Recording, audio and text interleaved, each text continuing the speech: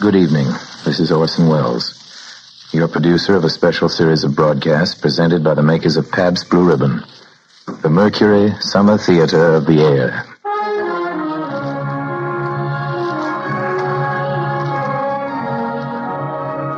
Ladies and gentlemen, the element of suspense is so vital to our story tonight that our sponsors, the makers of Pabst Blue Ribbon Beer, are omitting their usual commercial message during the intermission between the acts so that our play will go uninterrupted from spooky start to spooky finish. Therefore, let's give Ken Roberts his 45-second opportunity right now to extol the merits of that splendid, Ken? Of that blended, splendid Pabst Blue Ribbon. Those two words tell the whole flavor story. You see, every single drop of Pabst Blue Ribbon is the happy result of blending, the full flavor blending of never less than 33 fine brews. That's right. Never less than 33 fine brews blend their individual taste tones to give you that splendid flavor. Not too light, not too heavy, but fresh, clean, sparkling, with the real beer taste coming through just the way you like it. Friends, these days, when your dealer is occasionally unable to supply you with all the Pabst Blue Ribbon you'd like, please keep on asking. For every single bottle you do get will live up to the same high standards of quality and taste. Yes, every bottle will be, as always, blended, splendid Pabst Blue Ribbon. And now, Mr. Wells. We of the Mercury reckon that a story doesn't have to appeal to the heart, it can also appeal to the spine. Sometimes you want your heart to be warm, sometimes you want your spine to tingle. Well, the tingling, it's to be hoped, will be quite audible as you listen tonight to a classic among radio thrillers. Its author is one of the most gifted of all the writers who've ever worked for this medium, Lucille Fletcher, who wrote the greatest single radio script ever written, Sorry, Wrong Number.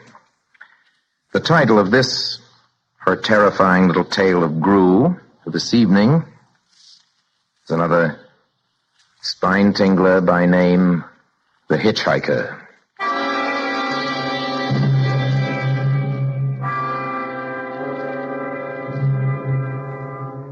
I am in an auto camp on Route 66, just west of Gallup, New Mexico. If I tell it, maybe it'll help me. It'll keep me from going crazy. But I must tell this quickly. I'm not crazy now. I feel perfectly well. Perfectly well. Except that I'm running a slight temperature. My name is Ronald Adams. I'm 36 years of age, unmarried, tall, dark, with a black mustache. I drive a 1940 Ford V8, license number 6V7989. I was born in Brooklyn. All this I know. I know that I'm at this moment perfectly sane. That it is not me who's gone mad, but something else.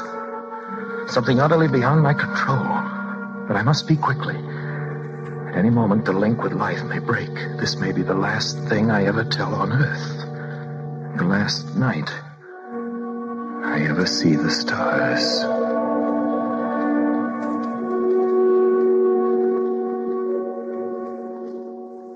Six days ago, I left Brooklyn to drive to California. Goodbye, son. Good luck to you, my boy. Goodbye, Mother. Here, give me a kiss, and then I'll go. I'll come out with you to the car. Oh, it's raining. Stay here at the door. Oh. Hey, what's this, tears? Oh, it's just the trip, Ronald. I wish you weren't driving. Oh, Mother, there you go again. People do it every day. I know, but you'll be careful, won't you? Promise me you'll be extra careful.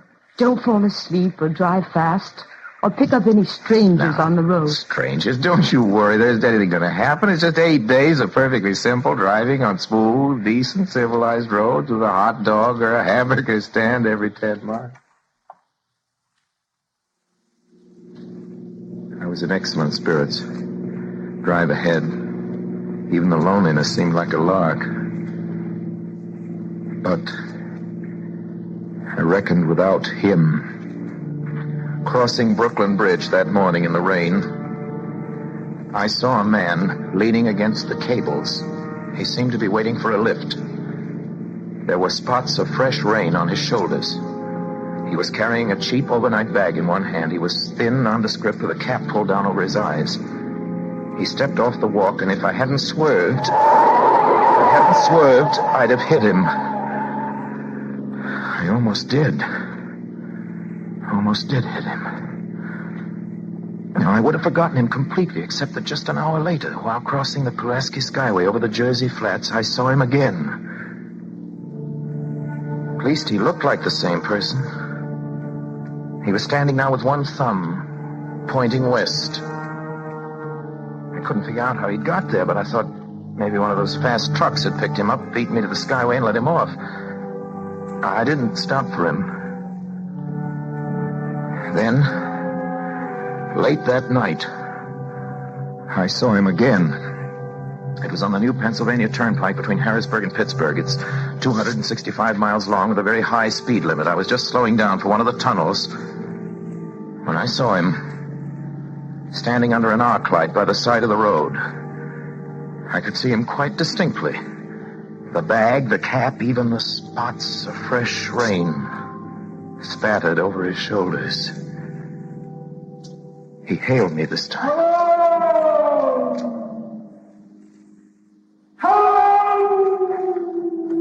I stepped on the gas like a shot. It's lonely country through the Alleghenies, and I had no intention of stopping. Besides, the coincidences, or whatever it was, gave me the willies. I stopped at the next gas station. Yes, sir. Fill her up, will you? Check your oil? No, thanks. Nice night, ain't it? Yes, yeah, it hasn't been raining here lately, has it? Not a drop of rain all week.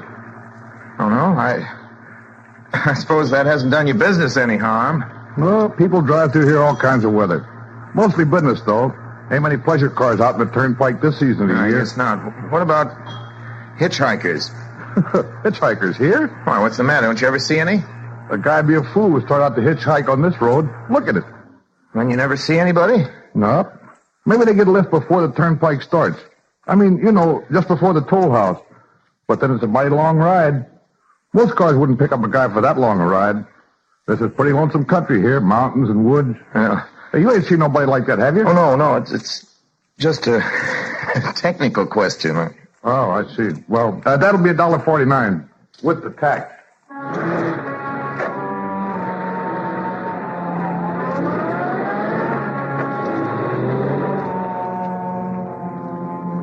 The thing gradually passed from my mind as coincidence.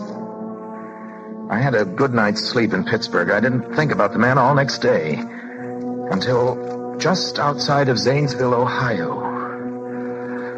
I saw him again. It was a bright, sunshiny afternoon.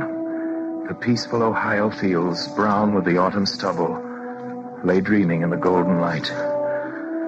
I was driving slowly, drinking it in, when the road suddenly ended in a detour. In front of the barrier, he was standing. Let me explain about his appearance before I go on. I repeat, there was nothing sinister about him. He was as drab as a mud fence, nor was his attitude menacing. He merely stood there, waiting, almost drooping a little, the cheap overnight bag in his hand. He looked as though he'd been waiting there for hours. And he hailed me. He started to walk forward. Hello! Hello!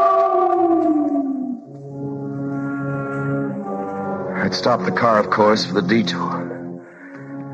For a few minutes, I couldn't seem to find the new road. I realized he must be thinking that I'd stopped for him. Hello! No, I'm... Not just now. I'm sorry. Going to California? No, not today. The other way. I'm going to New York. Sorry.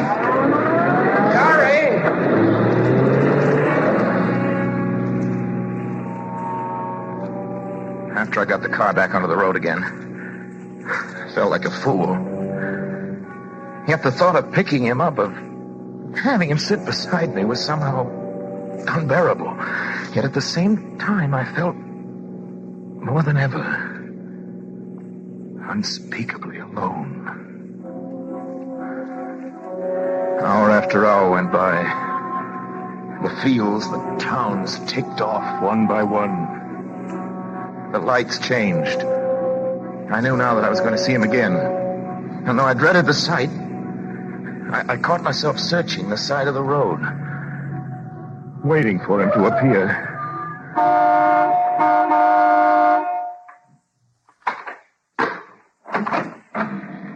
Yep. What is it? What you want? You sell sandwiches and pop here, don't you? Yep, we do. In the daytime. But they close up for the night. I know, but I was wondering if you could possibly may have a cup of coffee. Black coffee. Not at this time of night, mister. My wife's a cook and she's in bed. Well, now, listen, just a minute ago, there was a man standing here, right beside here, and he was a suspicious-looking man. Henry? Who is it, Henry? It's nobody, Mother. Just a fella thinks he wants a cup of coffee. Go back into bed. I don't mean to disturb you, but you see, I was driving along when I just happened to look, and there he was. What was he doing? Nothing. You've been hitting a bottle. That's what's the matter with you. You got nothing better than do than wake decent folk out their hard-earned sleep. Now get going. Go on. But he looked as though he was going to rob you. I ain't got nothing in this stand to lose. Now on your way before I call out Sheriff Holt.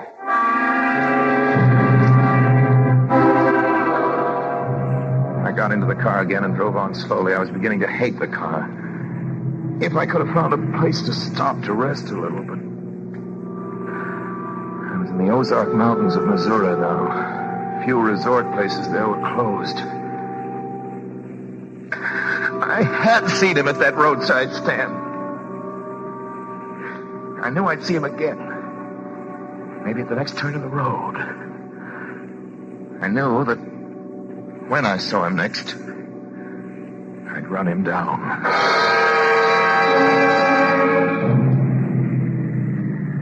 But I didn't see him again until late the next afternoon. I'd stopped the car at a sleepy little junction just across the border into Oklahoma. Let a train pass by when he appeared. Across the tracks. He was leaning against a telephone pole. It was a perfectly airless, dry day. The red clay of Oklahoma was baking under the southwestern sun.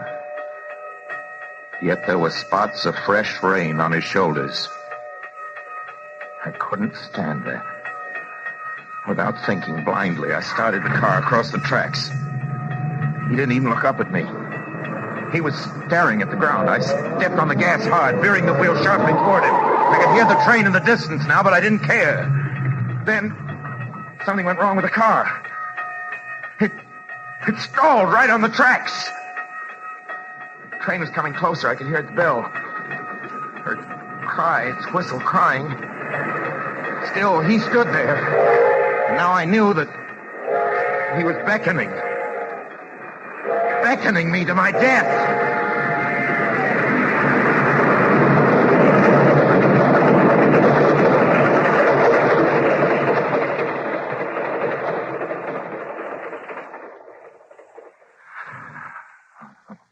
Well, I frustrated him that time.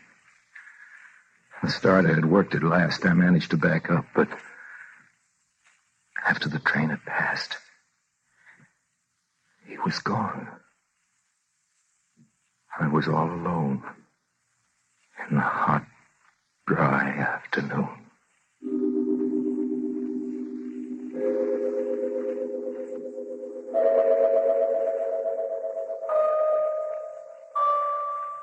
After that, I knew I had to do something. I didn't know who this man was or what he wanted of me. I only knew that from now on, I mustn't let myself be alone on the road for 1 minute. Hello there. Hello. Like a ride? What do you think? How far you going? Amarillo. I'll take you to Amarillo. Amarillo, Texas? Yeah, I'll drive you there. Gee. Hop here. Mind if I take off my shoes? My dog's killing me. No, go right ahead. Oh, gee, what a break this is. Swell car and decent guy. Driving all the way to Amarillo. All I've been getting so far is trucks. You hitchhike much? Sure. Only it's tough sometimes in these great open spaces to get the brakes. Yeah, I think it would be, but I'll bet, though, if you got a good pickup and a fast car, you could get to places faster than, well, say another person in another car. I don't get you. Well, you take me, for instance. Suppose I'm driving across the country at a nice, steady clip of about 45 miles an hour. Couldn't a girl like you just standing beside the road, waiting for lifts, beat me to town after town, provided she got picked up every time in a car that was doing 65 or 70 miles an hour? I don't know. Maybe she could, maybe she couldn't. What difference does it make? Oh, no difference. It's just crazy idea I had sitting here in the car. Oh, imagine spending your time in a swell car thinking of things like that. What would you do instead? What would I do if I was a good-looking fellow like yourself? Well, I'd just enjoy myself. Every minute of the time. I'd sit back and relax. If I saw a good-looking girl along the side of the road... Hey! Did you see him, too? That man standing beside the barbed wire fence. I didn't see anybody. Right there. There wasn't nothing, just a barbed wire fence. What did you think he was doing, trying to run into that barbed wire fence? There was a man there, I tell you. A thin, gray man with an overnight bag in his hand. I was trying to run him down. Run him down? You mean kill him? I'm trying to get rid of him. Or at least prove that he's real. But you say you didn't see him back there. You sure? I didn't see a soul. As far as that's Well, watch concerned... for him. Watch for him the next time. And keep watching. Keep your eyes peeled on the road. He'll turn up again. Maybe any minute now. There! Look there! How's this door work? I'm getting out of here. Did you see him that time? Did you see him? No, I didn't see him that time. And personally, mister, I don't expect never to see him. All I want to do is go on living. And I don't see how I will very long driving with Look, you. I'm sorry. I don't know what came over me. Please, don't go. So if you'll excuse me, Please, you can't go. Listen, how'd you like to go to California? I'll drive you all the way to California. Pink elephants all the way? No, thanks. Listen, please, just 1 minute. You know what I think you need, big boy? Not a girlfriend, just a good dose of sleep. There, I cut it now. No, you can't go. Leave your hands off of me, here. Leave your hands. Come back here, please. Come back.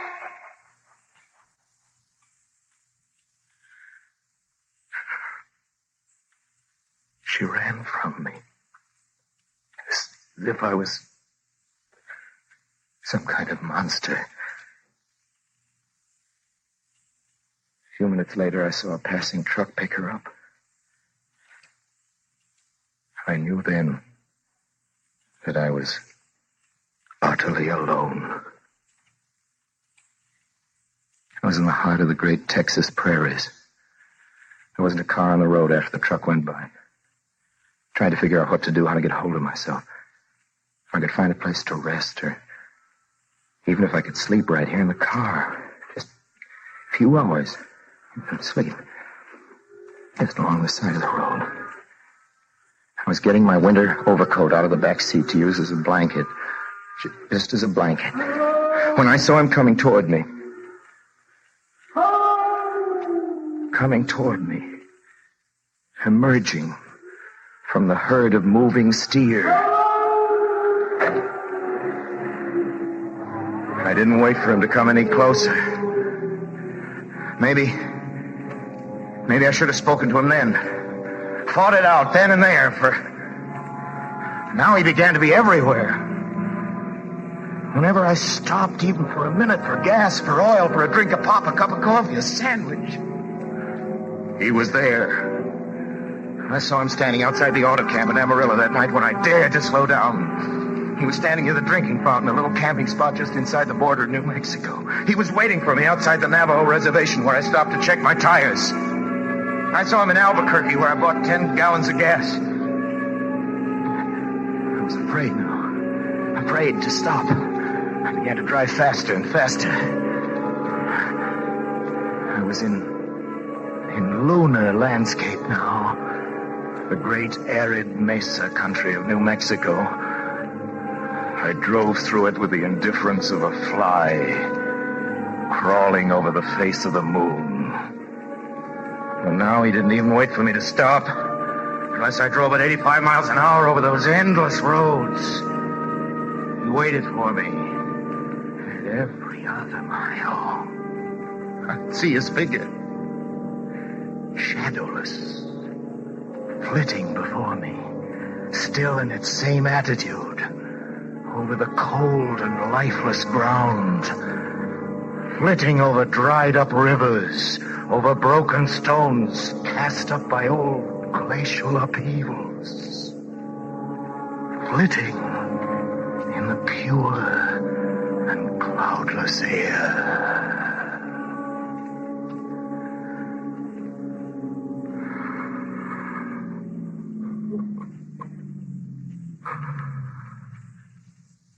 I was beside myself when I finally reached Gallup, New Mexico this morning. There's an auto camp here. It's cold. Almost deserted this time of year. I went inside and asked if there was a telephone. I had the feeling that if I could speak to somebody familiar, somebody that I loved, I could pull myself together. Number, please. Long distance. Thank you. This is long distance. I'd like to put in a call to my home to Brooklyn, New York. I'm Ronald Adams. The number is Beechwood 9970. Thank you. Thank you. What is your number? My number is it's 312.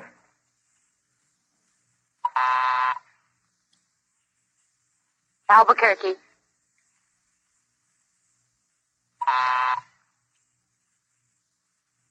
New York for Gallup. New York. Gallup, New Mexico, calling Beechwood 9970. I'd read somewhere that love could banish demons. It was in the middle of the morning. I knew Mother'd be home. I pictured her tall, white-haired, in her crisp house dress going about her tasks. It would be enough, I thought, just to hear the even calmness of her voice. Will you please deposit $3.85 for the first 3 minutes?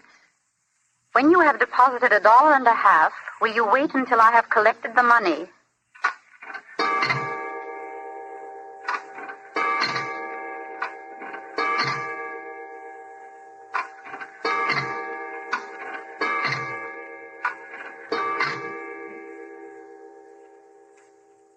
All right. Deposit another $1.50.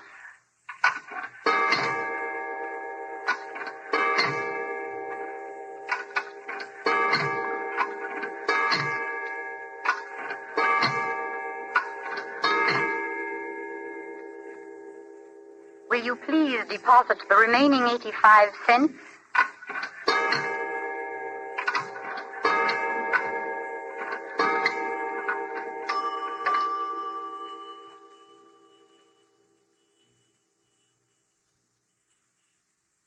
Ready with Brooklyn. Go ahead, please. Hello? Mrs. Adams' residence. Hello? Hello, Mother? This is Mrs. Adams' residence. Who is it you wish to speak to, What? please? Who is this? This is Mrs. Whitney. Mrs. Whitney? I don't know any Mrs. Whitney. Is this Beechwood 9970? Yes. Where's my mother? Where's Mrs. Adams? Mrs. Adams is not at home. She's still in the hospital. The hospital? Yes. Who is this calling, please? Is it a member of the family? What's she in the hospital for? She's been prostrated for 5 days, a nervous breakdown. Nervous. Who is this calling? Nervous breakdown. My mother was never... It's all taken place since the death of her oldest son, Ronald. Since the death of her oldest son, Ronald. Hey, what is this? What number is this? This is Beechwood 9970. It's all been very sudden. He was killed just 6 days ago in an automobile accident on the Brooklyn Bridge. Your 3 minutes are up, sir. Your 3 minutes are up, sir. Your 3 minutes are up, sir. Sir, your 3 minutes are up. Your 3 minutes are up, sir. And so, I'm sitting here in this deserted auto camp in Gallup, New Mexico. And so I'm trying to think. I'm trying to get a hold of myself. Otherwise I'll go crazy. Outside, it is night. The vast, soulless night of New Mexico.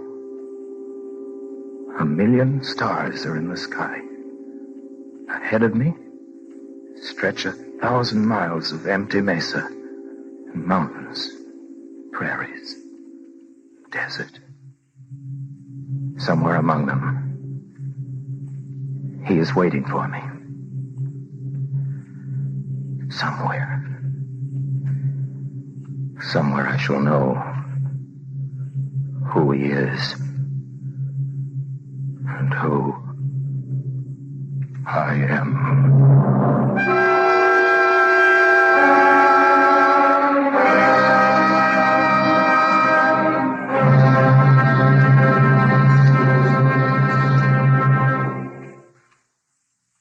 Orson Welles will be back in just a few seconds to tell you about next week's production of the Mercury Summer Theater.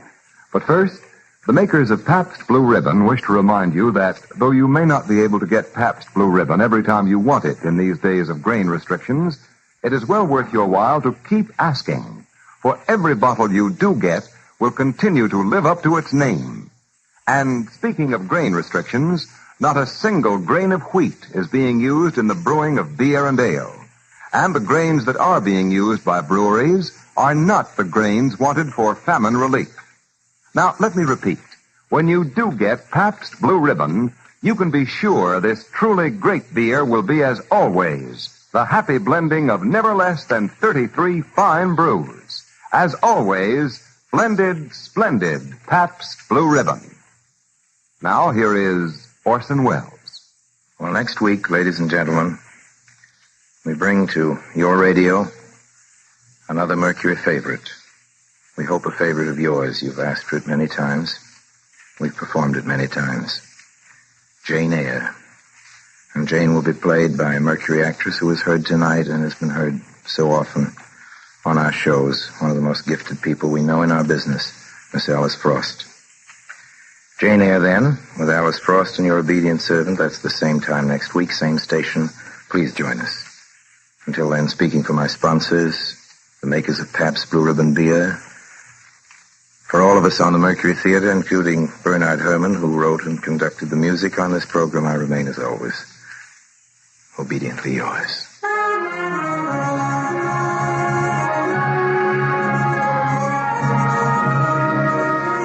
More than one half of all our nation's workers make their living in the food industry or a related field. One of the largest groups in the food industry are the grocers. Next week in Chicago, the National Association of Retail Grocers, which represents more than 500,000 retailers, is holding its first post-war convention, at which problems of food distribution will be discussed and new ideas and methods will be worked out to better serve its customers. The makers of Pabst Blue Ribbon beer salute the grocer, who is doing his very best under trying conditions to keep America well fed.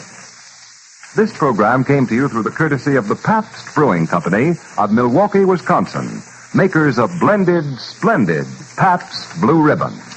This is CBS, the Columbia Broadcasting System.